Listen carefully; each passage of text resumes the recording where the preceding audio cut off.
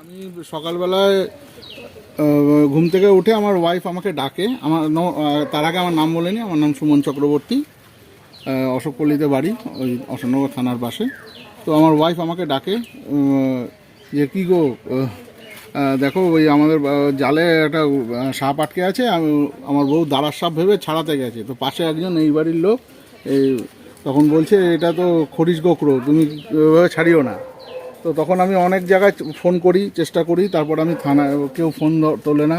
তারপর অবশেষে আমি অশোকনগর থানায় যাই। থানা থেকে এই দাদার ফোন নাম্বার দেয়, আমি ওখান থেকে দাঁড়িয়ে ফোন করি, তারপর দাদা আসে। কিন্তু সেই মুহূর্তে কোনো একজনের মারফত বা কার মারফত আমরা ঠিক বলতে পারবো না। আমি যে মুহূর্তে থানায় ছিলাম এবং আমাদের মানে অগোচরেই সাপটিকে ওই মুহূর্তে কেউ মেরে ফেলে।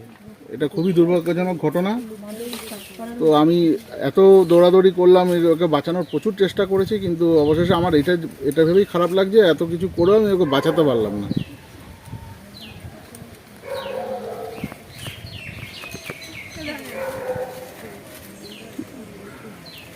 ঠিক আছে, মানে সকাল পর্যন্ত সাপটা বেঁচে ছিল তো, মানে আপনি সাপটাকে ধরতে গেছিলেন নাকি দারাস ভেবে?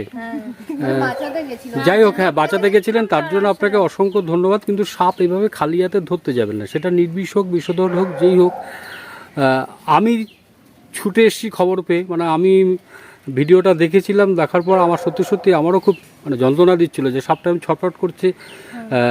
মানে সাপটাকে রেস্কিউ করার জন্য, জাল থেকে রেস্কিউ করার জন্য যে সমস্ত ইকুইপমেন্ট দরকার আমার কাছে সেগুলো সবটা নেই। তবুও আমি কিন্তু ঝুঁকি নিয়ে চলে এসেছি।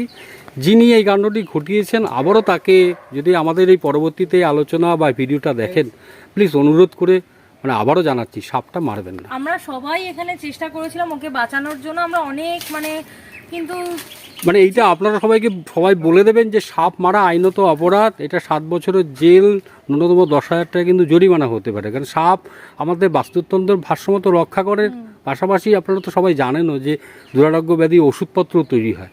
আর এইটা যদি হতে থাকে তাহলে একদিন তো আমরাও বাঁচবো না, মানে বিনা চিকিৎসায় মারা যাবো। নিরীহ একটা প্রাণীদের উপর হত্যা করেও তারা কীভাবে আনন্দ পায় জানি না।